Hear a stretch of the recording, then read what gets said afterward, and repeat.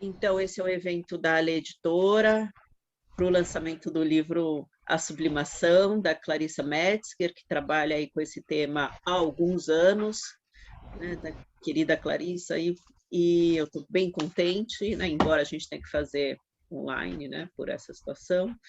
E eu queria agradecer muito o Christian também ter topado esse debate, né? Eu não vou me prolongar mais, vou passar a palavra aí para a Clarissa, né, que é psicanalista, professora da PUC, membro de escola do Fórum do Campo Lacaniano, membro aqui do Fórum aqui de São Paulo, doutora em psicologia pela USP, sobre o tema sublimação, e esse livro é o primeiro, vou me prolongar, né? E esse livro é o primeiro da coleção Fundamentos da Psicanálise, né? E que a gente inicia com a Clarice, já tem aí os próximos números para sair, que no final eu falo. A gente pôs hoje o livro, né, para esse final de semana com 30% de desconto. A Clarissa gentilmente, né, se dispôs a autografar aí para a gente, e o link está direto no nosso site, o link de compra pelo PayPal. Tá bom? Agora sim, Bom, Clarissa. então vamos lá, obrigada, Fernanda. Bom, é um prazer estar aqui com vocês, ver tanta gente querida, colegas que eu aprecio, e também queria agradecer muito ao Christian por ter aceitado o convite para conversar aqui comigo. O Christian que teve também uma contribuição importante aí no percurso, né? Christian me acompanhou no doutorado também no meu livro, enfim, muito bom ter você aqui para a gente poder conversar. Tinha pensado até se você prefere começar, posso começar, ou se você não quer começar, e aí depois eu entro, o que você quer fazer? Oi, Clarissa, posso começar? Eu tenho algumas considerações sobre o teu trabalho, né?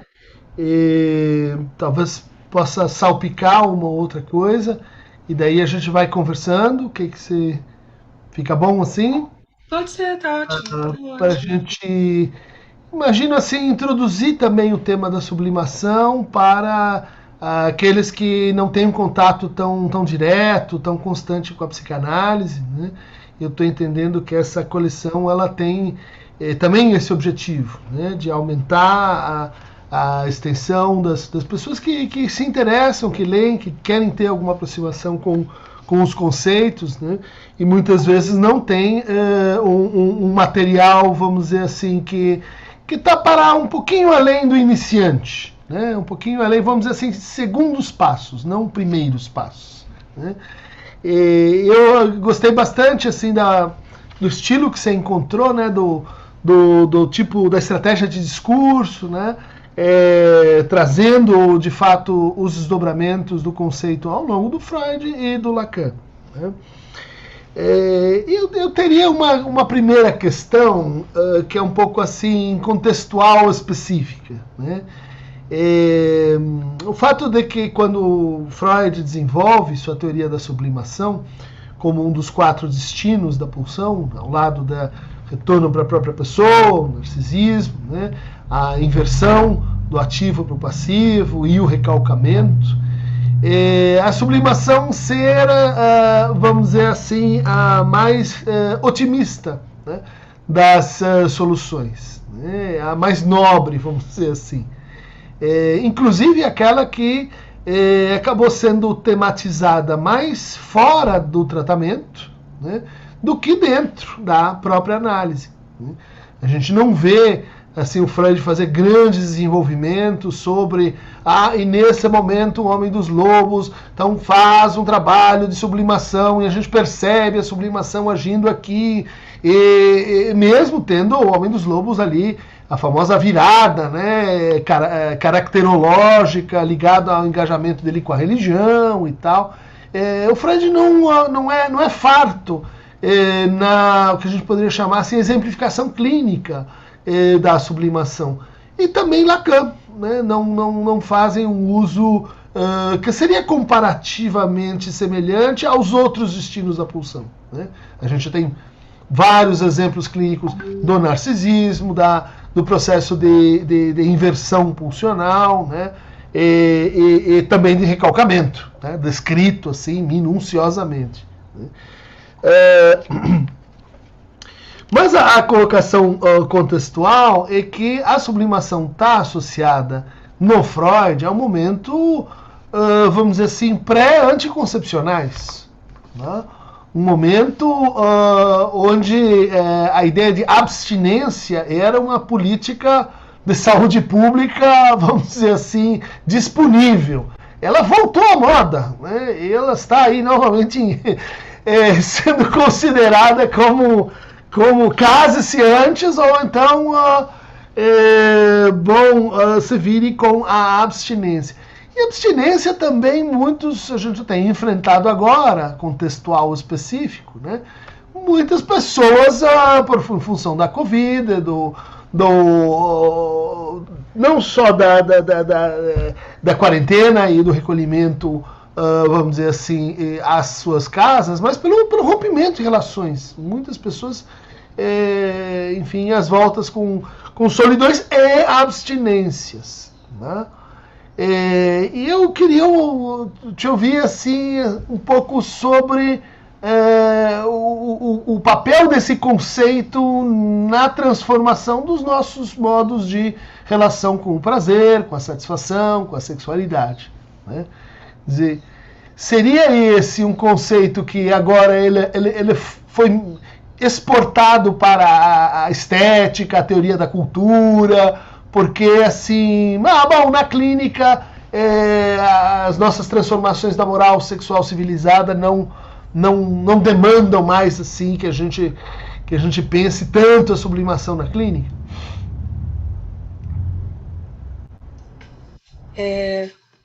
Bom, é uma excelente pergunta. Eu preparei um pequeno texto para ler, mas eu queria comentar isso que você está falando, Christian. Primeiro, eu achei muito interessante essa observação, né, da questão da abstinência na época pré-anticoncepcional e que agora, de alguma maneira, volta, né? Então, uma observação muito... Né? Então, a gente se vê às voltas novamente com algum tipo de abstinência, né, de satisfação diretamente sexual e que, então, pede que a gente ache aí outros caminhos, né? Que eu acho que, enfim, né, levam a gente para uma discussão que é conceitual e que, enfim, né, como você disse também, a sublimação estando aí mais fora, né, do campo estritamente clínico, né, em geral acaba servindo para a gente discutir a questão das artes, né, a sublimação sempre teve um pouco ligada aí, né, a longa discussão que Freud faz sobre Leonardo da Vinci, né, falando sobre a sublimação. Não é um caso clínico, né, como você observou, né, você falou do Homem dos Lobos, mas também lá ele fala bastante da sublimação, mas esse contexto da atividade cultural e artística, e não de um caso clínico, né. E eu acho que, e eu vou falar um pouquinho disso no meu texto, que eu preparei para trazer para vocês hoje, porque justamente fiquei me perguntando, né? Acho que conversa um pouco aí com essa ideia que você traz, né? Da abstinência que retorna na pandemia, né? Da abstinência pré-concepcional, mas que eu acho que Freud, mas principalmente a ampliação e um certo esclarecimento da sublimação que Lacan traz para a gente, entender uma série de elementos que a gente não costuma tomar muito rapidamente como sublimação, como acontecimentos sublimatórios, digamos, né? Então, eu vou ler esse texto que eu preparei e acho que aí a gente segue conversando, tá bom? Aproveitar aqui a deixa para, então, fazer isso. Então, vamos lá, pessoal. Bom, Freud ensina que a sublimação é a mudança de meta e de objeto da pulsão, ou seja, está relacionada à nossa capacidade de obter satisfação a partir de objetos supostamente distantes dos objetos diretamente sexuais, correlativamente a uma mudança na meta. Na definição freudiana, a sublimação implicaria uma valorização social, já que a satisfação pulsional se daria a partir de objetos socialmente compartilhados. Assim, por exemplo, as atividades intelectuais, culturais e artísticas poderiam ser compreendidas desde o ponto de vista freudiano como sublimações. Mas será que toda criação intelectual, cultural ou artística pode ser considerada sublimatória? Lacan propõe uma maior especificidade da sublimação. Ele a define como a elevação do objeto à dignidade da coisa. Ou seja, tratar-se-ia de aludir, apontar para o vazio no centro, mas não como depressão, melancolia, esvaziamento do desejo. Também não como tamponamento, modo recorrente na neurose de lidar com o vazio. A sublimação implicaria outra saída, uma alusão ao vazio fundante do sujeito, em torno do qual ele se constitui. Vazio desde onde algo pode eventualmente ser criado.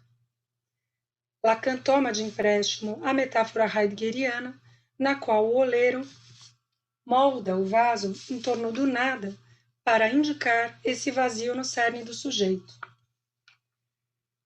Também chama nossa atenção para a ideia de que a sublimação cria valores que antes não existiam. Ou seja, ele esclarece que o, entre aspas, reconhecimento social referido por Freud não seria da ordem de uma adaptação a objetos e valores já existentes, mas sim a invenção de um valor que poderia fazer laço. O que está em jogo aqui é a criação de novos modos de enlaçamento que não existiam antes. Algo que causaria impacto pela novidade que traz e, ao mesmo tempo, produziria, de novo entre aspas, reconhecimento social, causado pela alusão ao vazio que toca, porque é fundante em todo sujeito na linguagem. Importante notar que esse reconhecimento não implica necessariamente sucesso, popularidade ou beleza, embora possa envolvê-los. Não é necessário que toque a todos, sequer é preciso que afete muitos. Para alguns, o confinamento na pandemia virou sinônimo de angústia, que por vezes se faz acompanhar inclusive por acting out ou passagens ao ato. Se antes da pandemia a angústia e o mal-estar já estavam aí para todos, para uma parte dos sujeitos, a pandemia só fez intensificar o que já estava difícil. Os encontros com os outros, sair de casa, ir ao cinema, ao trabalho, etc., funcionavam, eventualmente, como intervalos, pausas na captura neurótica pela angústia. Se esses intervalos já não são possíveis, ou só o são com muitas restrições, como encontrar algum alívio? Aqui cabe um alerta sobre a importância de diferenciar o mal-estar inerente à nossa condição de ser falantes, acrescido da angústia trazida por uma situação de incerteza, do incremento do mal-estar e do sofrimento provocados pela neurose.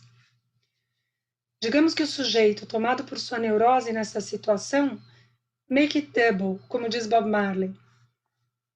O que era ruim fica ainda pior. Nesse contexto, cada um busca soluções, que vão desde encontros sociais, mesmo que bastante restritos, até a busca pela psicanálise ou terapias, ou até outras possibilidades de alívio, outras modalidades. Também pode ser interessante tentar discernir aqui o que são as tarefas cotidianas com as quais nos ocupamos no confinamento, do que são as criações que poderíamos chamar de sublimatórias. Ambas têm seu valor e importância, mas não são a mesma coisa. Ao que tudo indica, mesmo em meio à dificuldade e novos desafios, a pandemia possibilitou a criação, se não de novos laços, de novas formas de laço. O confinamento e o distanciamento social exigiram mudanças nos modos de trabalho, lazer e interação social. É verdade que muitos descobriram, isolados em suas casas, desejos e talentos antes insuspeitados. Aproveitaram a situação de confinamento para levar adiante projetos de estudo e trabalho, principalmente aqueles que podem ser realizados virtualmente. Nesse sentido, a pandemia, com todo o horror que nos trouxe e ainda traz, seja pela agressividade do vírus, seja pelo negacionismo, politização da pandemia e suas consequências avassaladoras, abriu também algumas possibilidades. Aprender a cozinhar, estudar, fazer cursos, aprender uma língua, participar de lives e palestras online, ler, pintar, escrever, trabalhar, as possibilidades são múltiplas. Se não sucumbem inteiramente à angústia e ao desespero, procuram brechas, pequenos prazeres e possibilidades de tirar algum proveito do confinamento necessário. Se, por um lado, essas novas possibilidades são vitais e permitem algum respiro no ambiente sufocante da pandemia, por outro lado, há o risco de que as brechas se transformem em protocolos, do mesmo modo que seguimos aos protocolos de distanciamento social. E um protocolo, bem, não é uma criação sublimatória. Tomar para si o dever de escrever um texto por mês, ou então ler um livro por semana, pode transformar o desafio que estimula em protocolo. Colocar diante de si o compromisso de aprender fluentemente uma língua que não se conhece durante a pandemia, por exemplo, pode ser um incentivo, mas também pode se transformar em um ideal inatingível que termina por causar mais frustração do que realização. Em outras palavras, se esse contexto mantém abertas possibilidades sublimatórias, por outro lado, também abre espaço para o estabelecimento de regras e ideais que podem ser difíceis de atingir. Os ideais de como devemos aproveitar o tempo de confinamento são bastante frequentes, bem como a culpa causada por não atingir o desempenho idealizado. Será que essa idealização favorece de algum modo a sublimação? Haveria um aumento de fato da sublimação durante a pandemia? Ou simplesmente uma convocação à sublimação movida pela idealização? Vejamos. Quando diferencia a idealização de sublimação no texto sobre o narcisismo, de 1914, Freud deixa bem claro que não basta a abstinência e um alto padrão de exigência para estimular a ocorrência da sublimação. Antes disso, em 1908, num texto chamado Moral Sexual Civilizada e Doença Nervosa Moderna, Freud admite explicitamente que não parece haver uma relação direta entre abstinência e capacidade sublimatória. Ou seja, não adianta se privar de satisfações, digamos, mais diretas, acreditando que isso garantirá a possibilidade de satisfações sublimatórias. Em 1914, Freud diferencia a idealização e sublimação. Enquanto o primeiro processo teria relação com o objeto, a sublimação se relacionaria com a pulsão. Segundo ele, então, vou fazer aqui uma breve citação de Freud, abre aspas, um homem que tenha trocado seu narcisismo para abrigar um ideal elevado do eu, nem por isso foi necessariamente bem-sucedido em sublimar suas pulsões libidinais. Como vimos, a formação de um ideal aumenta as exigências do eu, constituindo o fator mais poderoso a favor do recalque. A sublimação é uma saída, uma maneira pela qual essas exigências podem ser atendidas sem envolver o recalque. Ou seja, a idealização não é garantia de sublimação. Pode operar, inclusive, de modo oposto, causando ainda mais recalque. Fechei aspas, viu, pessoal? Esqueci de avisar lá atrás. Isso porque os ideais funcionam como uma régua através da qual nos medimos.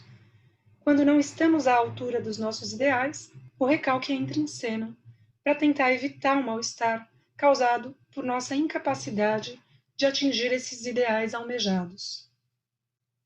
Portanto, eles podem distanciar o sujeito da sublimação ao invés de aproximá-lo. O ideal pode até servir eventualmente como estímulo, mas não pode garantir a execução da sublimação. Encontros sociais, reuniões de trabalho, shows, teatro, cinema e outros eventos não são viáveis presencialmente na pandemia. Óbvio, né? Sabemos disso. Nessa nova situação, vivemos uma mudança na sociabilidade, tanto na vida pessoal quanto na vida profissional ou escolar, com variadas consequências. Não há mais os encontros fortuitos na sala do café, do trabalho ou na hora do recreio da escola. Os encontros amorosos nos bares, nas festas, via Tinder e outros aplicativos sofreram uma limitação radical.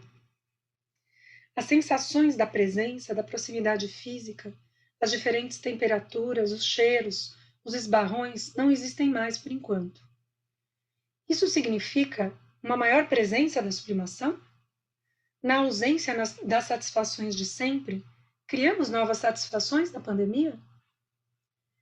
Se há uma redução das satisfações mais diretamente sexuais ligadas ao contato humano, por outro lado, dada a extensão do conceito de sexualidade para a psicanálise, estou aqui pensando no comentário que o Christian fez, né, sobre a abstinência, podemos pensar que passam a estar presentes formas mais solitárias de satisfação. Seriam elas sublimatórias? Não necessariamente. Por vezes, o isolamento promove um fechamento narcísico, no qual o sujeito se vê às voltas com sua fantasia e seu sintoma, que se fazem ainda mais presentes na contramão da sublimação, deixando o sujeito angustiado e entediado.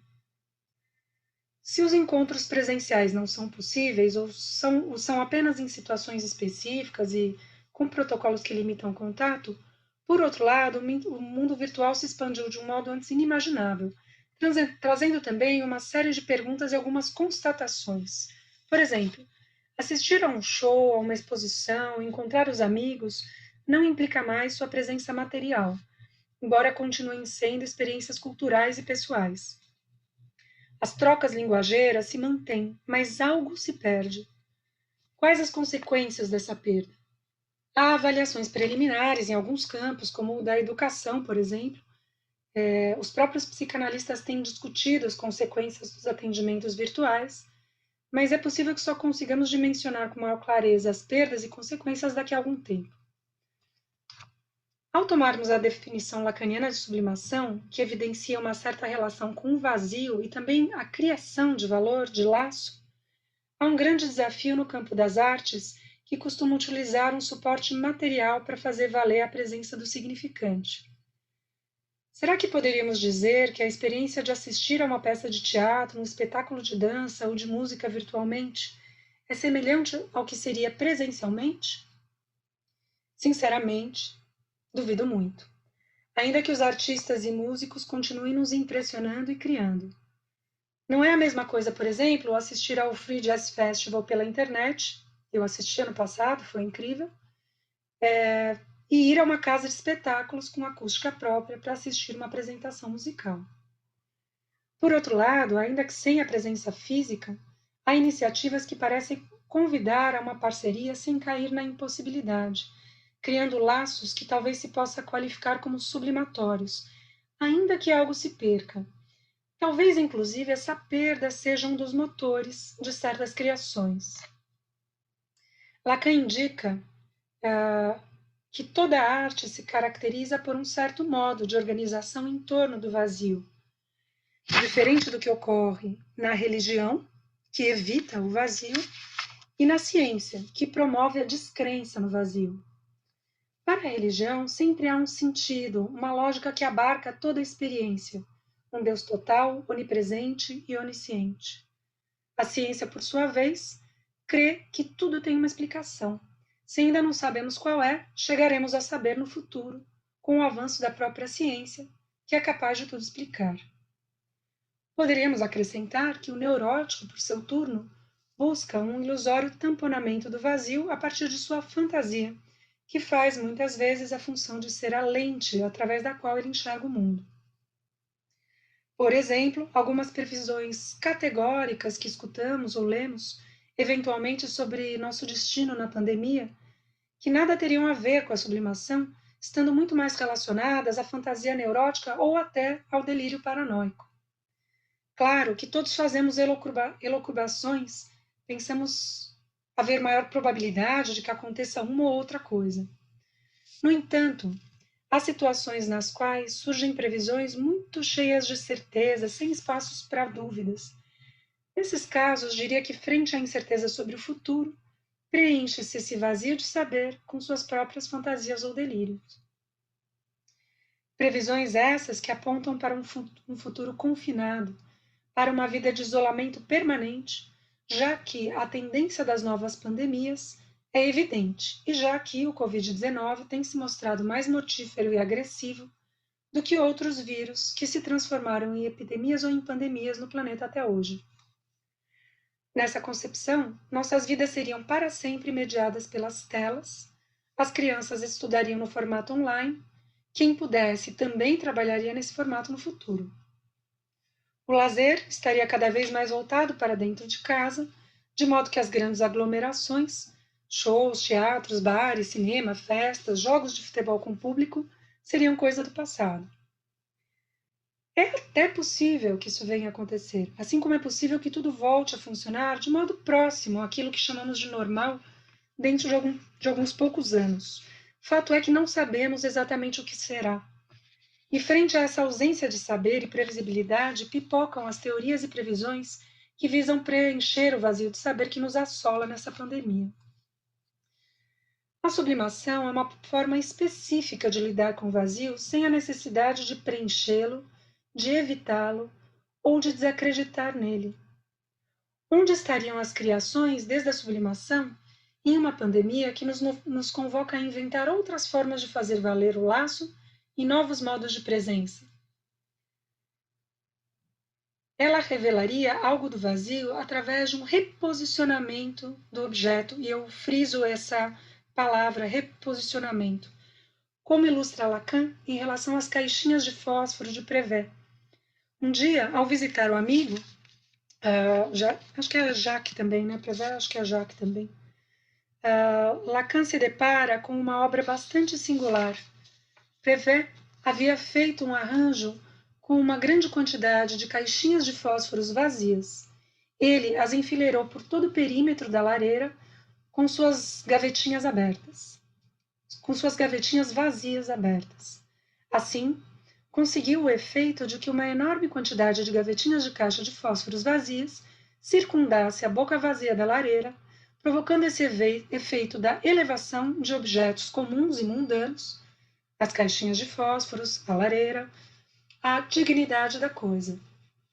Através desse modo peculiar de evidenciar o vazio, através de sua duplicação, utilizando as gavetas vazias das caixas de fósforos e o vazio da lareira em um arranjo estético. Sublinhemos que a sublimação implica uma mudança de posição do objeto. Outro exemplo utilizado por Lacan, no mesmo seminário 7, né, sobre a ética da psicanálise, é a poesia do amor cortês, na qual a ênfase está na pulsão e não no objeto, evidenciando que o objeto é ausente. É muito interessante como ele mostra que no amor cortês, a dama exaltada em poemas é normalmente alguém inacessível ao poeta, mas cuja alusão é a própria alusão ao desejo. Lacan nota que o caráter das damas, que são objeto dos poemas do amor cortês, é em geral igual. Ele então explicita que não é a dama o mais importante nesses poemas, mas justamente a posição que ela ocupa, sendo o álibi da produção dos escritos nos quais ela sustenta o lugar do desejo. É nesse sentido que ele dirá que, na sublimação, a ênfase está na pulsão e não no objeto, nesse caso a dama. Bom, a sublimação, portanto, com esse reposicionamento do objeto, revela o vazio que subjaz ao próprio objeto e assim o eleva à dignidade de Das Ding, objeto mítico perdido. Dadas as diretrizes de Freud e Lacan, o que permite situar a sublimação, tem muito mais a ver, portanto, com o tratamento do objeto, seu reposicionamento, e com o valor que esse reposicionamento promove, do que com o objeto em si mesmo, né? Então, essas diretrizes mostram que tem a ver muito mais com isso, né, com esse reposicionamento, com esse tratamento do objeto, do que com o objeto em si mesmo. Isso dá pistas sobre o que podemos considerar como sendo o efeito da sublimação. Fica difícil acreditar que é possível saber a priori se a sublimação está ou não envolvida em uma criação, um acontecimento, levando em conta apenas o objeto que foi criado, produzido. É preciso que a criação envolva uma alusão ao vazio, na modalidade de desejo, além da característica de criação de valor social, através da mudança de objeto e meta. Então, eu vou trazer alguns exemplos, né, disso que eu estou tentando dizer para vocês. Por exemplo, é possível que a culinária se configure para um determinado sujeito como atividade sublimatória, e não apenas como produção de alimento para matar a fome. Suponhamos alguém que aprende a fazer pães, como tantos fizeram no início da pandemia, a ponto dos mercados ficarem sem estoque de farinha para vender. Aparentemente, fazer pão é a coisa mais básica do mundo. Mas então suponhamos que essa pessoa cultiva seu próprio fermento, pesquisa os diferentes tipos de farinha e suas características, começa a fazer uma longa série de pães ao longo desse mais de um ano de pandemia, 1 ou 2 por semana, buscando aprimorar a técnica, introduzir variações, se interessar pelo resultado de cada um.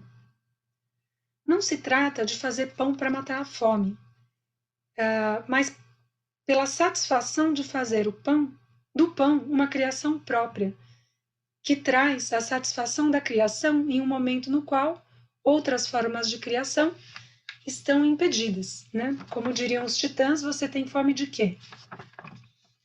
Outro exemplo são as apresentações, também bastante comuns no início da pandemia, de músicos que, impossibilitados de estarem fisicamente presentes com seus públicos, em locais como casas de espetáculos e teatros, passaram a usar suas próprias janelas e varandas para improvisar shows cujo público eram seus vizinhos. Outro exemplo ainda é o do conhecido grupo Barbatuques, um grupo musical que, não podendo fazer shows por causa da pandemia e tendo perdido um colega querido e fundamental, sem nem mesmo poder estar presente ao enterro, criou um festival virtual de música corporal, que foi também uma forma de homenagem a esse colega que faleceu. Em todos esses breves exemplos, a impossibilidade, a falta, em uma palavra, o vazio, não esteve ausente da criação, mas serviu como motor. Na contramão da modalidade neurótica de preenchimento do vazio, ou de melancolização, ou depressão, e ao mesmo tempo sem negar ou descrer na existência do vazio, da falta, esses exemplos mostram a possibilidade de criar a partir do vazio. É provável que em nenhuma dessas situações a motivação da criação tenha sido um ideal, como, por exemplo, vou fazer pães sensacionais para vender e virar a maior padeira do pedaço. Né? No caso dos músicos, os exemplos das iniciativas agregadoras citadas também não tomam como centro a ideia de, por exemplo, se tornarem músicos importantes ou famosos, até porque alguns já são. Né? Há algo da gratuidade do ato, característica que Lacan também localiza na sublimação, e que aparece também aqui. A sublimação como uma invenção da satisfação que não pede nada e também não deve nada a ninguém. E é isso. Queria...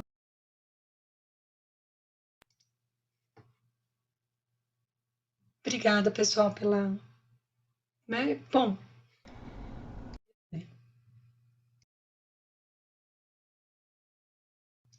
Vamos conversar um pouco?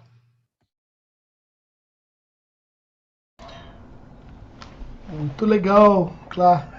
Posso fazer alguns comentários, assim. Achei que a gente acabou combinando, né, na questão da epocalidade da abstinência, de como a gente pode mobilizar, né, a sublimação para o nosso contexto aí contemporâneo, né? E achei bem legal a composição aqui do trabalho. Acho que ele é um resumo, mas eu senti algumas diferenças também de pegada, né, do teu trabalho anterior, mais extenso, publicado acho que pela EDUSP, sobre a sublimação. que é muito legal. Mas eu tinha uma ponderação sobre essa definição do Lacan, né, da sublimação como elevação do objeto à dignidade da coisa. Né? A gente discute bastante esse conceito de coisa, né? Acho que até no teu texto está desenvolvido isso, a ideia de objeto, né? Então, um objeto que ele passa por uma transformação de recepção, de experiência, na medida que ele se torna não um objeto, ele se torna uma coisa, né? Ou ele se torna outra coisa, né? Ele tem um trabalho aí de elevação, né? Que, aliás, é um termo que o Freud usa também para falar, né, da idealização, né? Essa elevação ou rebaixamento, né? São noções que aparecem lá no Freud. Mas eu queria te perguntar sobre a ideia de dignidade, né? Que ela é menos estudada nessa formulação, né? O que significaria a dignidade da coisa, né?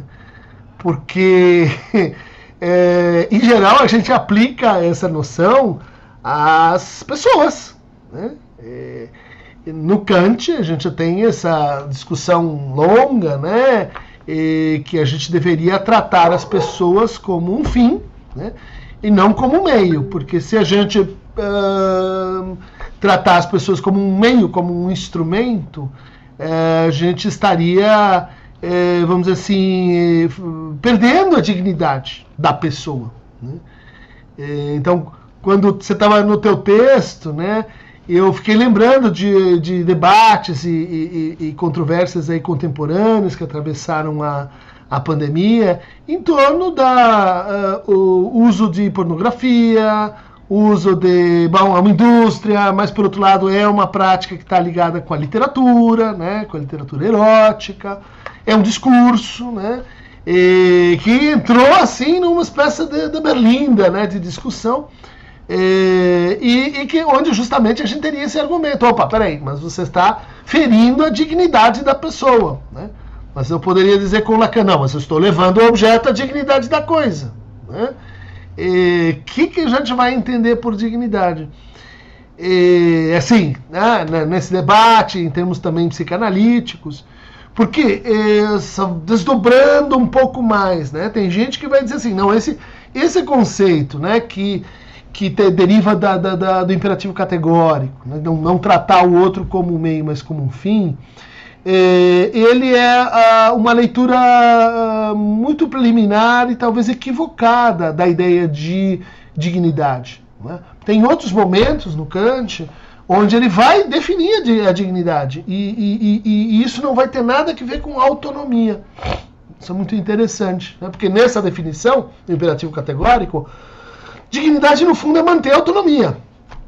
Autônomos, o sujeito pão, você cria regras, a gente tem que respeitá-las, se a gente atravessa isso, você está objetificando, né? Você está fazendo ele perder a sua condição de pessoa, né?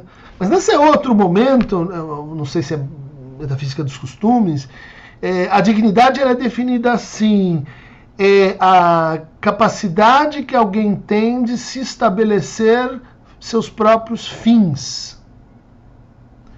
E eu achei isso incrível, porque fim é também um conceito psicanalítico. Você analisa aqui o livro todo, né? A sublimação envolve dessexualização, né?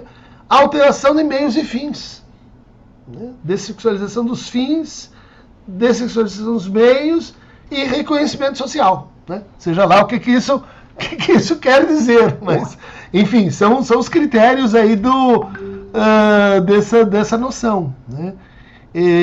Então, se a gente tira assim, né, quer dizer, tem o conceito de dignidade ligado com autonomia, né? Tá, mas aí mais simples. Mas o outro é mais interessante, porque o outro não está apoiado num imperativo categórico, mas no imperativo hipotético, né? Quer dizer, quando eu me coloco fins, que podem ser, inclusive, fins de objetalização, né?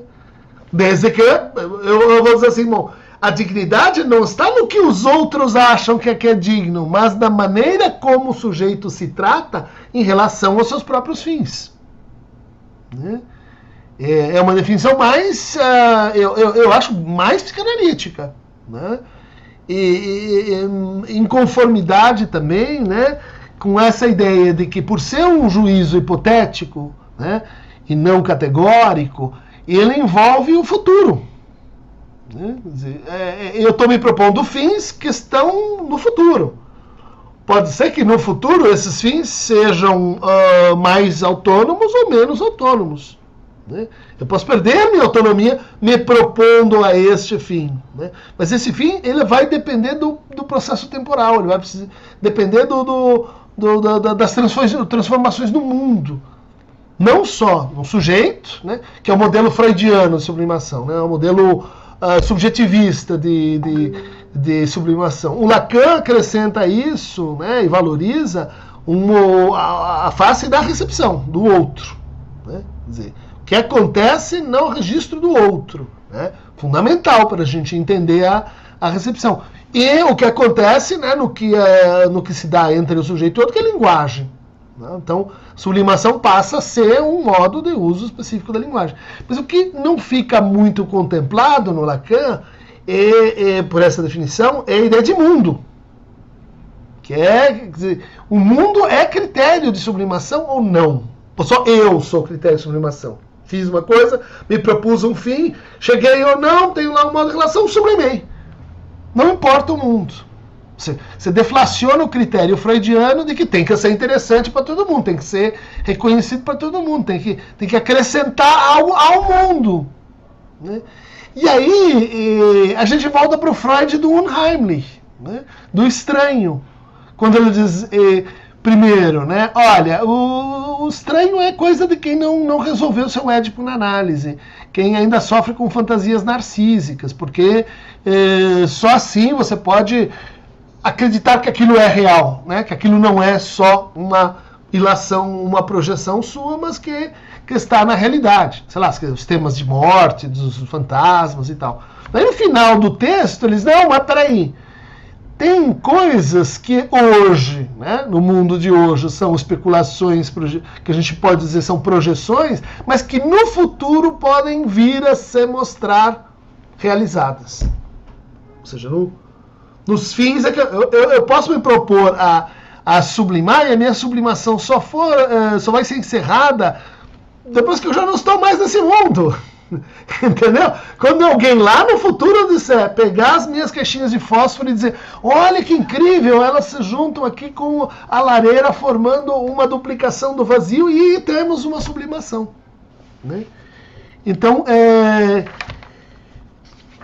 que você acha dessa... Minha pergunta, no fundo, o que significa dignidade? Né?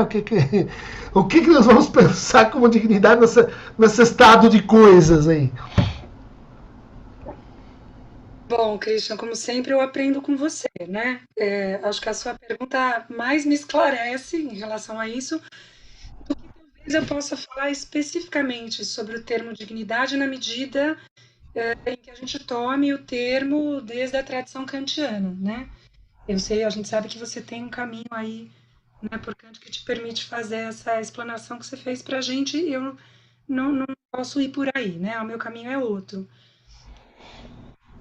Mas vou aproveitar daquilo que você também nos ensina com o seu comentário para também dizer alguma coisa.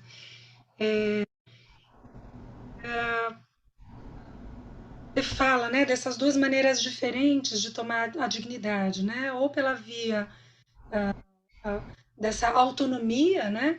Uhum. Ou por essa outra via, se eu bem entendi, de uma capacidade de alteração,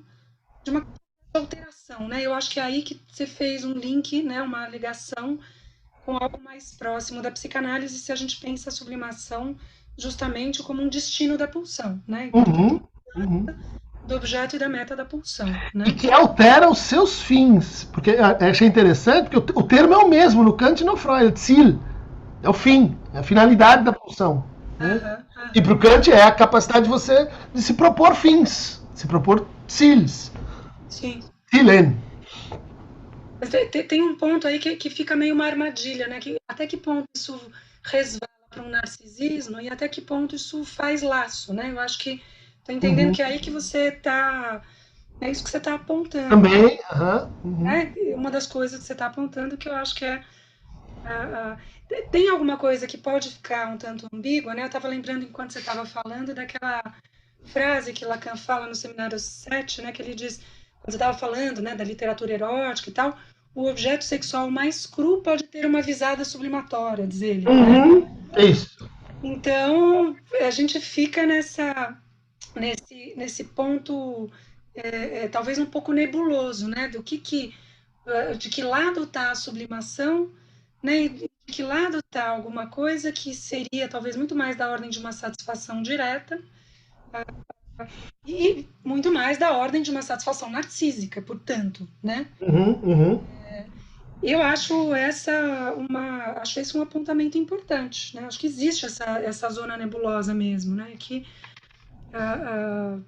teria que se pensar, né? E quando você fala disso da sublimação, né? Bom, onde é que está o critério da sublimação, né? Está em mim, está no mundo, alguma coisa que, né? Que só no futuro, né? Vai poder cumprir os seus efeitos, né? Sublimatórios. Quer dizer, talvez a gente precisasse mesmo fazer um discernimento, uma divisão aí, né? E pensar que haveria digamos, uma sublimação do sujeito, né? Que tenha o potencial do laço.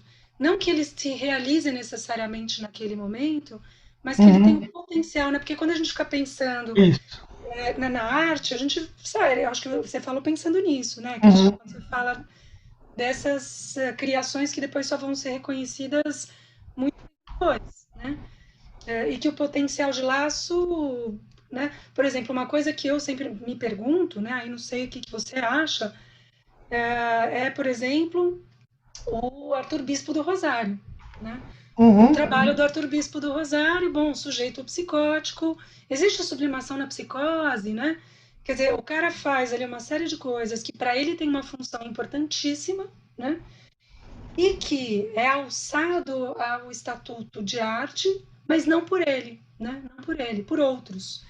Então, isso cumpre uma função para ele, mas aonde que está a sublimação aí, né? Tenho a impressão de que estaria muito mais do lado daqueles que tomam a produção do bispo e transformam ela no que é hoje, né? Enfim, mas não sei, né? Tem aí um ponto também controverso, né? Não sei o que você pensa, enfim. Em relação à dignidade especificamente, não sei se teria muito a dizer, né? A não ser que a dignidade evoca, né, algo disso que pode ser tomado talvez não como narcisismo, mas como a gratuidade. A gratuidade no sentido de que isso não tem a ver com a questão do utilitarismo, né? Estou pensando em toda essa, né, digamos, quer dizer, a sublimação ela não tem a ver com isso, você não sublima porque você quer com isso obter uma outra coisa, né? Tem uma satisfação da pulsão na própria execução daquilo que você está fazendo, né? Então, eu acho que isso ajuda a gente a situar, né, a sublimação, quer dizer que esse talvez, né, ajude a situar essa fronteira entre o que seria uma satisfação narcísica, né, e o que seria uma satisfação sublimatória, pensando aí na dignidade por uma via, não da autonomia no sentido, talvez... narcísico. Criativo, narcísico, mas nesse sentido, né, de que posso me satisfazer com isso, fazendo pães, sem que...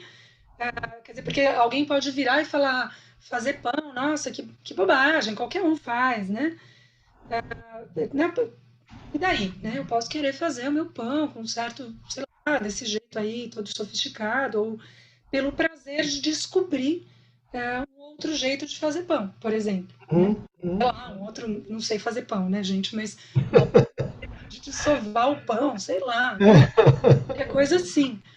Enfim, e aí você tem uma satisfação pulsional que não é narcísica, porque eu não estou fazendo para mostrar para o outro, né? Mas satisfaz ainda assim, eu posso até compartilhar com o outro, e até pode enlaçar, mas não como um objetivo utilitarista. Eu acho que eu diria isso, Christian, dessa... Né? Bom, aprendi também sobre a dignidade em Kant, que eu lembro dessa pergunta lá na minha defesa, não sei se você vai lembrar, não foi você que fez, mas ficou para mim desde lá e, enfim, você hoje, tantos anos depois, me abriu um pouco aí essa ideia da dignidade também no campo da filosofia que eu, enfim, não conhecia. É isso. Bom, gente, eu queria, né, se vocês me permitem, Clarice e Christian, a gente tem uma pergunta aqui no chat, então, se a gente puder abrir um pouquinho para as perguntas, para ver aí. A gente tem uma pergunta, tudo bem? A gente tem uma pergunta da Ana Pandolfo. Ana, eu não sei se você está aqui, se você quer ler a sua pergunta.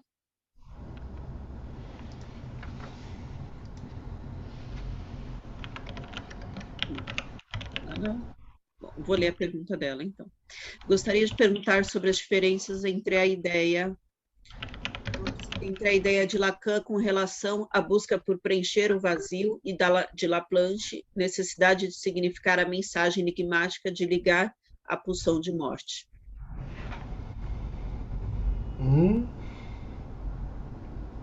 A Camila também gostaria de fazer uma pergunta, acho que a gente pode recolher umas 2 ou 3, e aí você responde, claro, pode ser? Pode ser, ela tá aqui, tá no chat, achei já, tá, pode ser. Tá, Camila, você quer fazer a sua pergunta? Primeiro eu queria agradecer, eu estou no mestrado da psicologia e a tese, assim, da Clarissa me ajuda profundamente sobre sublimação.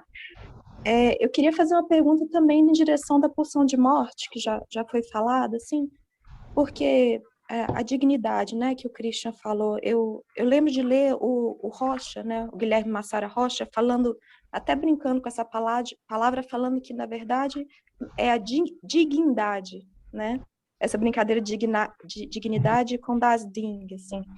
E, assim, o meu trabalho volta muito à ideia de sublimação como essa manifestação da pulsão de morte capaz de fazer o sujeito entrar em suspensão, né? E pela fala dela, eu não consegui pegar muito bem esse lugar de destituição subjetiva mesmo, que algum ato sublimatório poderia ter, e como ela bem pontuou, para além da arte, né? Que poderia ser até o encontro erótico, assim. Então, eu queria que talvez ela falasse um pouco desse lugar de morte do eu, ou momentâneo, né? Por favor. Obrigada.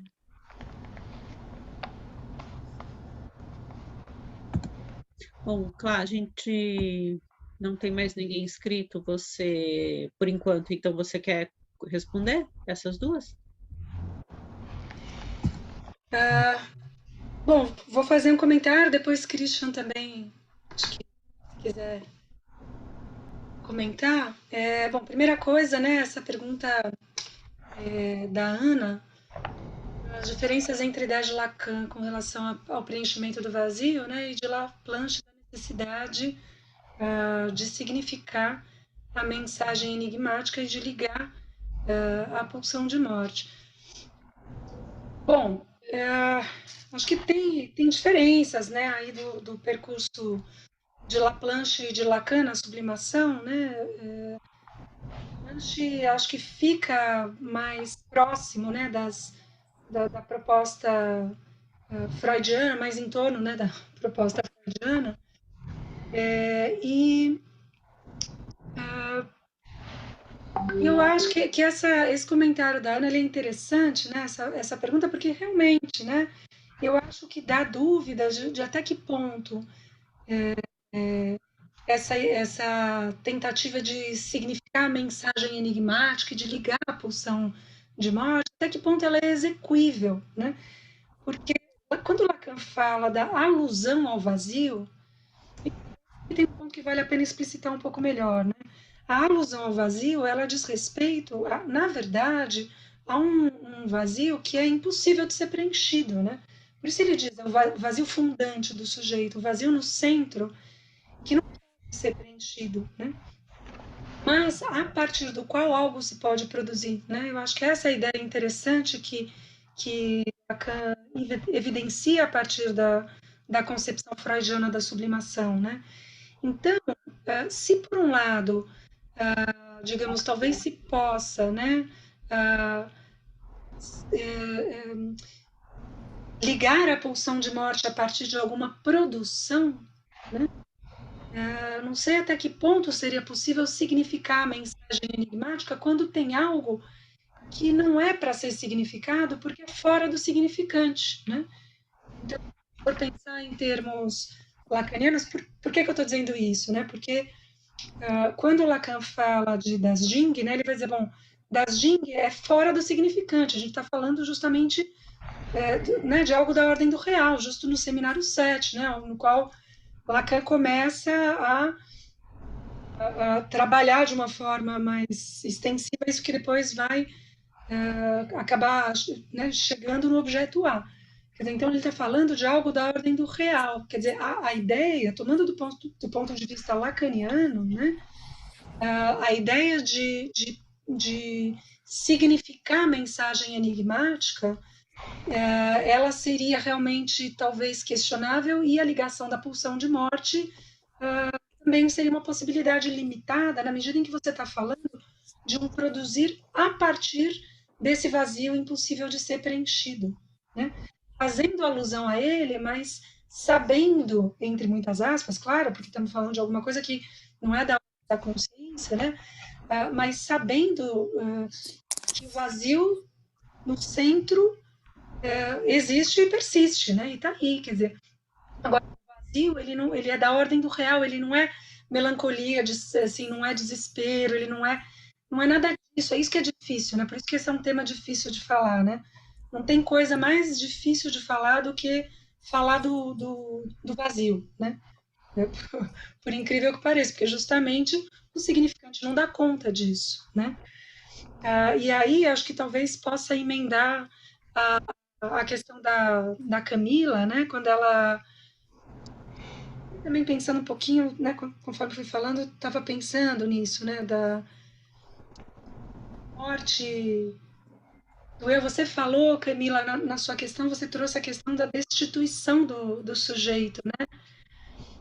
E você sabe que o último, vou até te falar isso porque você disse que está fazendo uma tese, né? No último parágrafo do seminário 5, o Lacan está discutindo, ele está falando do Da Vinci, e ele fala de uma coisa super enigmática, assim, que é a egotização, né?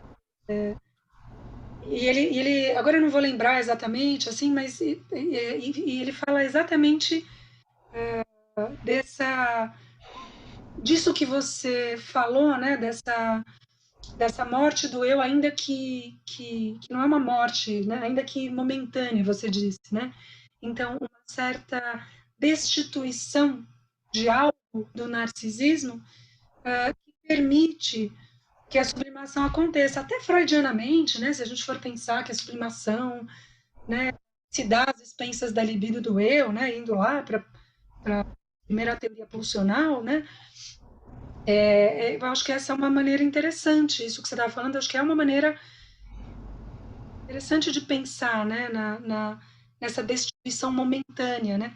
Agora, eu acho que tem também uma diferença entre duas coisas que é importante frisar, que é, uma coisa é essa destituição do eu, né? Acho que outra coisa é a destituição subjetiva do fim da análise, né? Acho que essa é uma diferença importante da gente fazer. Ainda que a gente possa pensar que há algo da ordem de uma sublimação em jogo na destituição subjetiva do fim da análise, né? Isso estaria num contexto muito mais amplo, né? Se a gente for pensar lá no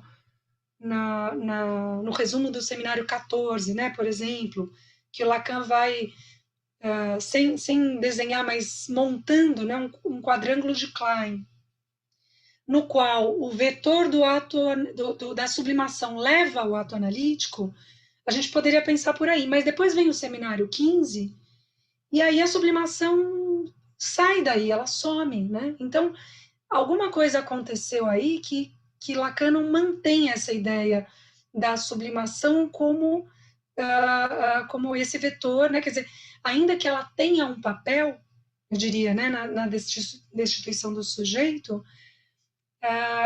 ela não é mais né, não se trata mais do único elemento presente aí, né? Acho que é um operador interessante, até onde, né, consigo pensar, acho que é um operador interessante para pensar a questão do ato analítico e, portanto, essa passagem da destituição subjetiva ao ato analítico. Mas não é o único operador, né? Enfim, então fazendo aí um pouco essa diferença, né, da destituição de um eu e da destituição de um sujeito, né? Acho que é importante a gente diferenciar por aí. Christian, quer comentar algo?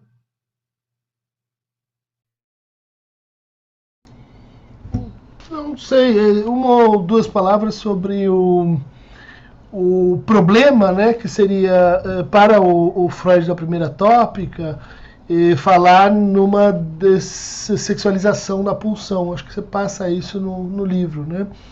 E que, de certa forma, fica resolvido com a introdução da pulsão de morte, né? Então você tem uma pulsão que não é de natureza sexual, que não é eros, que não é pulsão de vida. Então, dessexualizar é passar da pulsão de vida para a pulsão de morte, né? Ou tem lá os termos que o Freud vai aproximando, sondando para falar dessa operação, né? Desfusão, desintrincamento, né? E que é um problema, porque essa desfusão ela abre também para a violência, ela é também função de produção de mal-estar, né? Então, é uma operação, vamos dizer assim, que por um lado estaria ligado ao melhor, né, a sublimação, e ao pior, né? Tornaria então a sublimação uma atividade de risco, né? Que não é muito como a gente vê o conceito sendo usado, né? Em geral, sublimar é bom, né? Se a gente leva isso em conta, sublimar pode não dar certo, depende dos fins que você se propõe. Pode dar certo para você, mas pode ter efeitos também, né, corrosivos, destrutivos, sei lá, né?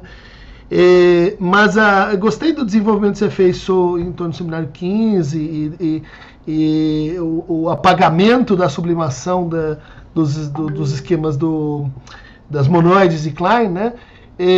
Porque de fato é como se esse ganho trazido pela sublimação ele fosse incorporado, né, na teorização lacaniana, e talvez reduzido à noção de extração do objeto A na fantasia, né?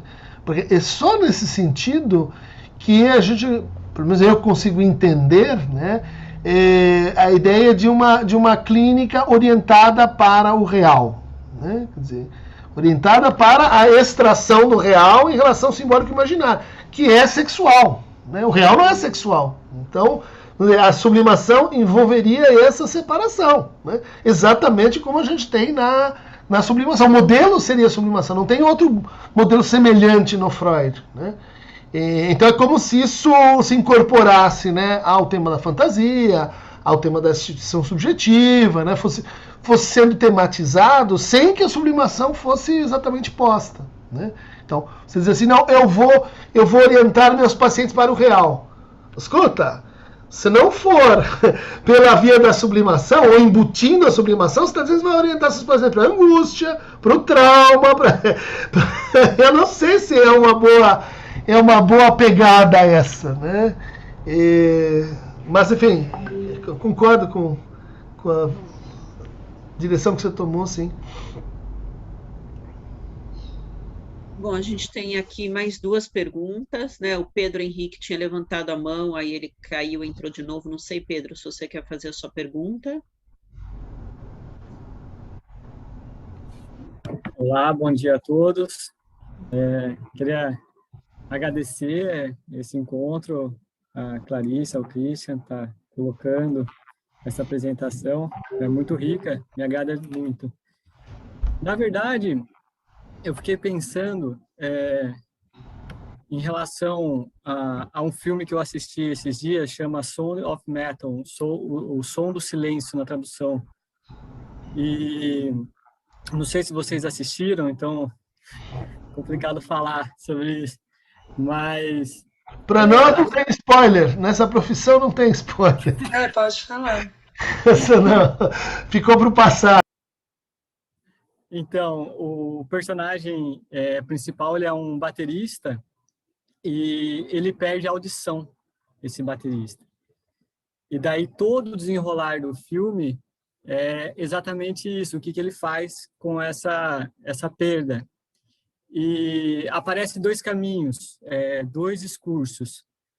Um discurso da reparação médica, então é possível fazer uma cirurgia e você voltar a ter a audição. E um outro discurso que, no meio desse processo, ele encontra uma comunidade de pessoas surdas, aonde ele começa a aprender sinais, a linguagem de Libra, a conviver com essas pessoas. Então, ele começa desde uma escola onde tem crianças surdas, e ele vai convivendo, interagindo, se relacionando com sentimento com os outros, e com isso com ele mesmo. Ele vai entrando em contato. E daí mostra esses dois caminhos, né? Um caminho é onde ele pode voltar ao normal, assim, entre aspas, porque ele tenta fazer isso e não volta, não é igual, nunca vai ser igual como antes, né? E esse caminho é onde ele encontra uma saída pela via do social, dessa identificação, ele começa a perceber o som de outra maneira, começa a interagir com as crianças, e você vai vendo que ele vai tendo gosto disso, ele vai gostando.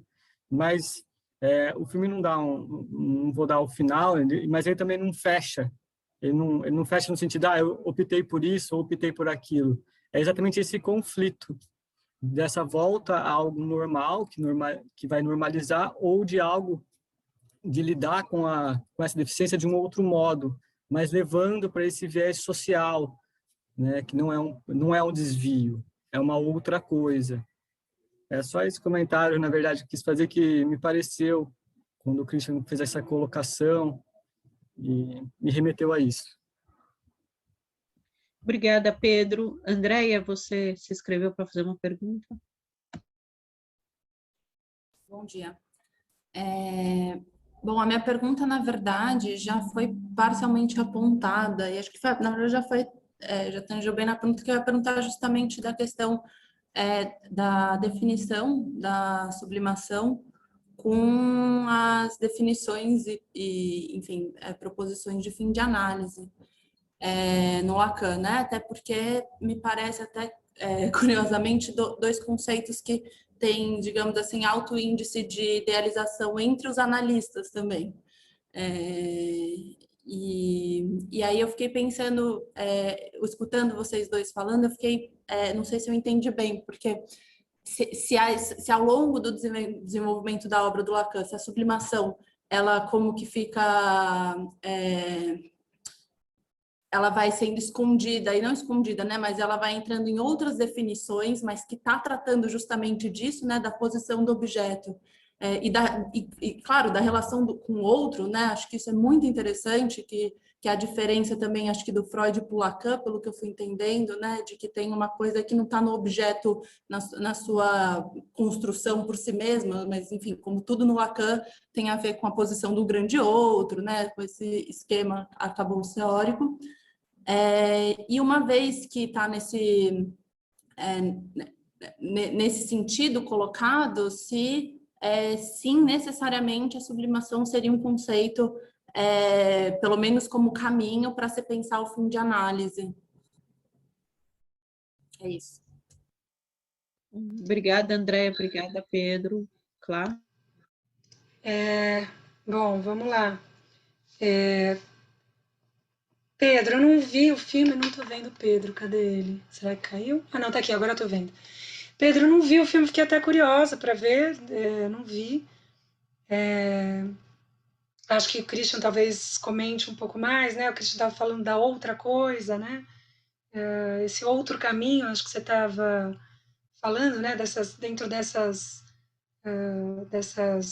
duas possibilidades aí, né, que o cara tem, né, de ou bem tentar ouvir de um jeito que não é mais o mesmo, mas é um outro, né, ou esse enlaçamento na comunidade surda, né, acho que dois caminhos, e onde que a sublimação, onde que ficaria a sublimação, né, eu entendi que o seu comentário abria essa, né, apontava para essa questão de, bom, afinal, onde que estaria a sublimação, né? E, de fato, né, quando você descreveu, quer dizer, eu só posso me basear para falar qualquer coisa no que você está dizendo, porque eu não vi o filme, mas quando você diz, né, que ele começa a prestar atenção, né, ouvir o som de um outro jeito, né, você usou essa frase, quer dizer, você está dizendo que algo na relação dele com o ouvir e o som mudou, né? Eu acho que a gente pode fazer, né, levantar a hipótese, bom, será essa então uma mudança sublimatória, né? Ali onde o som não é mais o mesmo, não traz mais a mesma satisfação, né? E acho que pensando na música, uma vez numa banca o Renato Meza fez uma piada assim dizendo que o ouvido era a zona erógena do psicanalista, né? Também do músico, né? Na verdade, se a gente for pensar, então como é que faz, né? No caso dessa zona erógena falhar, né? Não funcionar mais, que é o que você está contando do baterista, né? Que fica... Bom, a bateria ainda tem a vibração, né? Acho que seria pior, mais terrível, se fosse talvez sei lá, que outro tipo de um instrumento de sopro, não sei, né? Mas ainda assim você fala dessa outra relação com o som, né?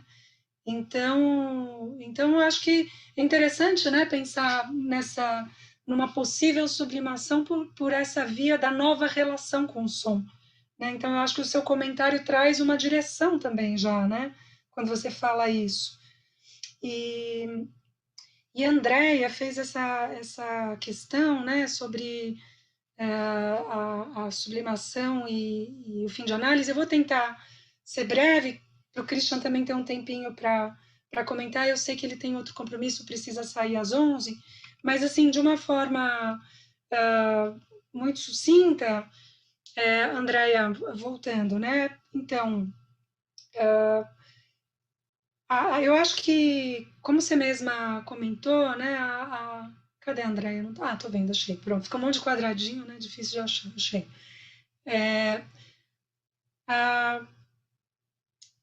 A sublimação ela acaba sendo subsumida, né, por outros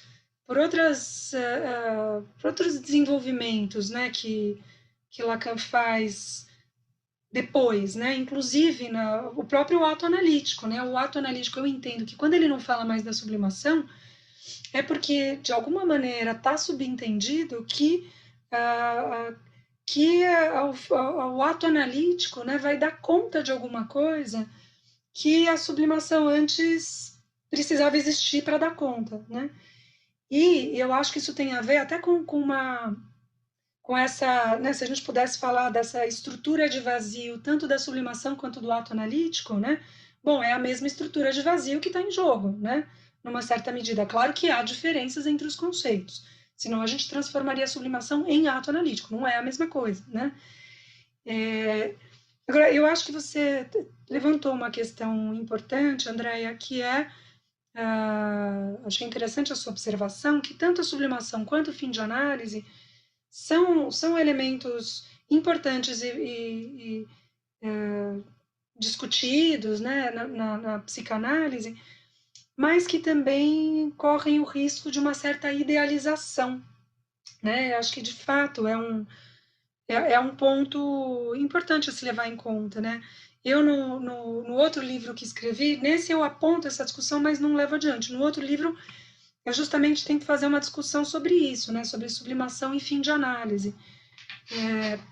E falando, inclusive, né, de como a gente pode, né, no caminho, resvalar para alguma coisa que é da ordem da idealização e a sublimação se perde, né? Quer dizer, porque, então, como se isso fosse porque senão vira, né, a gente transforma o fim de análise, a gente pode transformar tanto a sublimação quanto o fim de análise em ideais fálicos e que, portanto, já não tem mais nada a ver com o que seria mesmo, né, a sublimação e com a proposta lacaniana do fim de análise, que tem a ver, né, com uma destituição subjetiva, e que não se presta a isso, né? Na verdade, não se presta a uma idealização, né? Então, acho que a gente pode pensar que quando isso acontece, seja no campo analítico, seja em que campo for, a gente está muito mais do lado da idealização do que, de fato, da sublimação, do que, de fato, do fim de análise, né?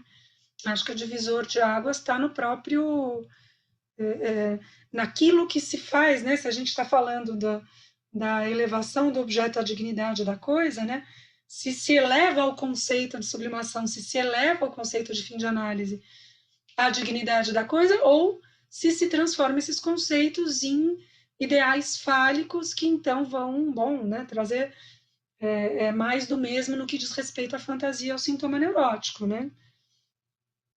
Acho que, enfim, eu não fiz muitas anotações, fiquei muito atenta ao que você estava falando, não sei se te responde, Andréia, aí você diga.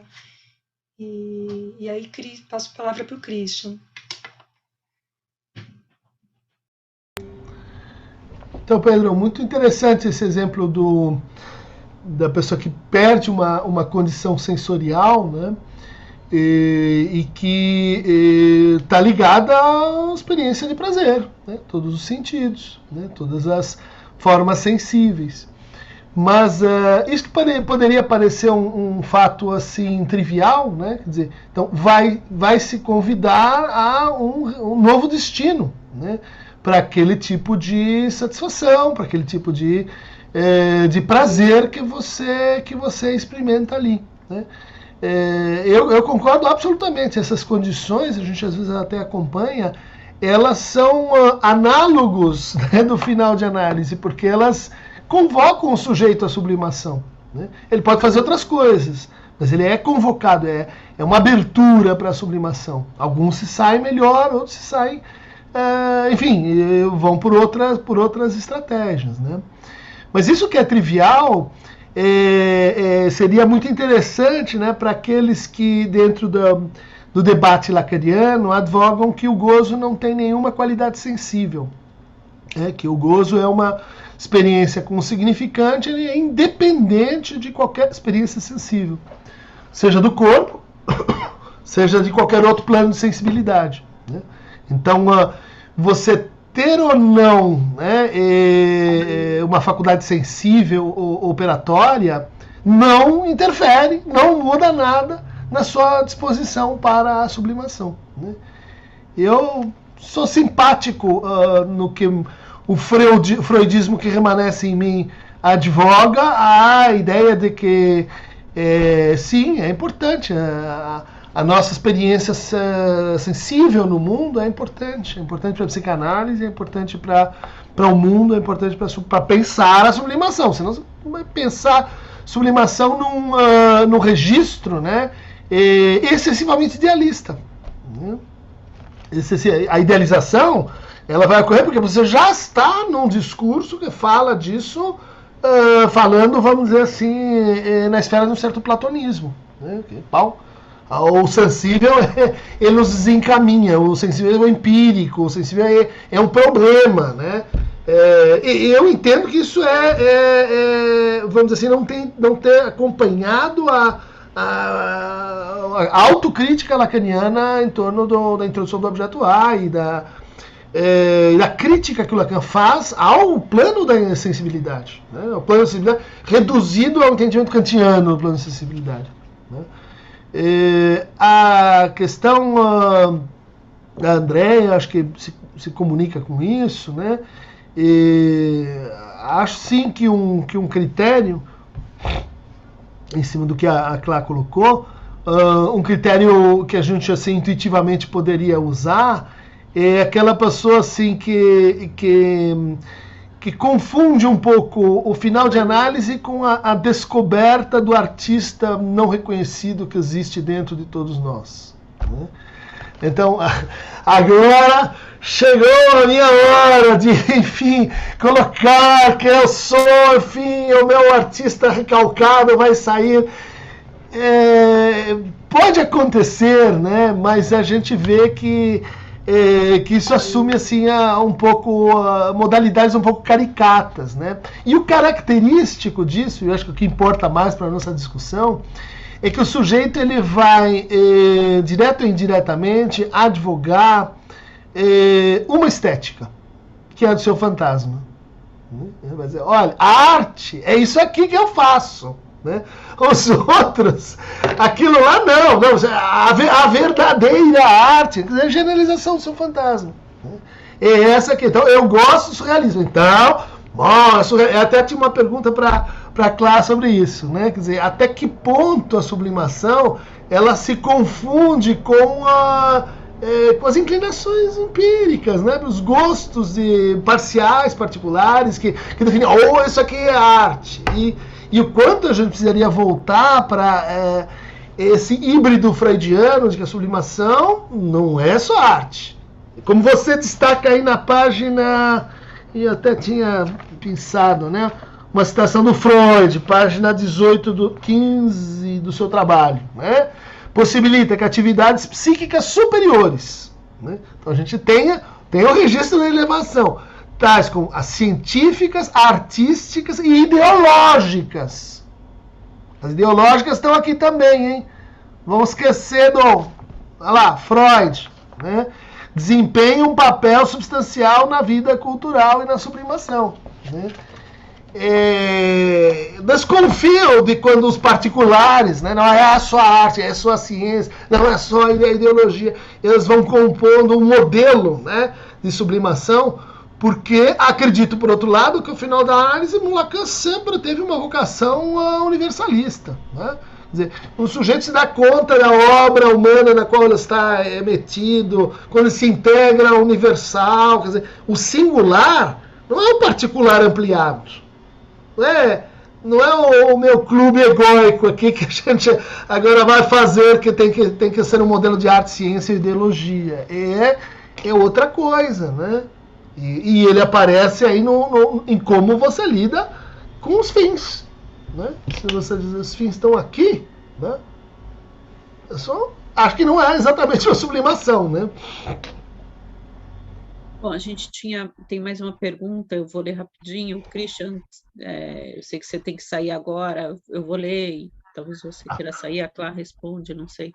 A sublimação poderia ser uma forma de fazer laço com gozo feminino? É uma pergunta da Camila. Uma abertura coletiva, uma abertura coletiva impossível?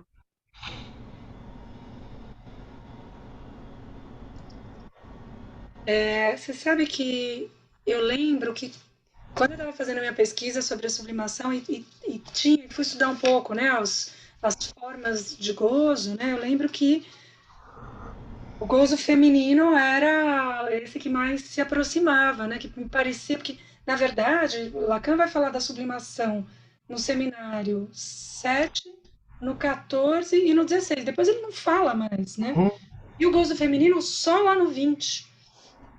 Então, na verdade, é uma elucubração, né? Mas eu acho que, quer dizer, se estamos no campo da elucubração, né? Assim, menos de uma elucubração que, ainda que de uma elucubração que tenha alguma justificativa, né? Alguma base, assim,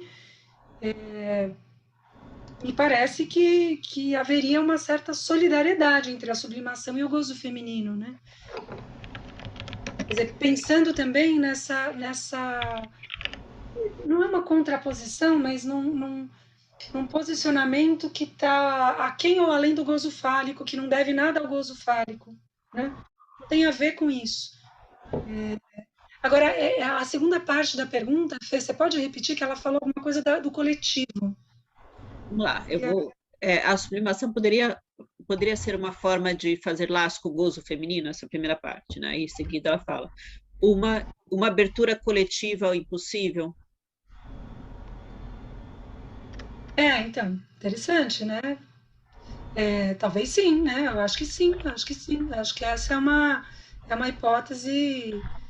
Claro que precisaria ser melhor justificada, né? Mas acho que é uma hipótese interessante, né? Bom, como já disse, acho que tem essa origem aí que precisaria ser mais trabalhada, né? Mas interessante a hipótese, bem interessante. Cris, quer comentar algo? Eu queria me despedir, eu tenho aí uma outra reunião. Eu queria parabenizar a você, Fernanda, todo mundo que está no debate e que está levando adiante aí esse projeto editorial, muito legal. Te cumprimentar pela trajetória, sei, tem escuto sempre dos teus alunos, das tuas aulas, né, que você está indo muito bem na PUC, muito querida por todos. É um orgulho, né, para a velharada aqui que contribuiu para a sua formação, né? E a gente se sente. Eu que vi você, os dois pombinhos na minha matéria lá, namorando, passando os bilhetinhos. O que você está fazendo aqui, esses dois? Isso aqui é sublimação? O que é? Dentro da minha aula.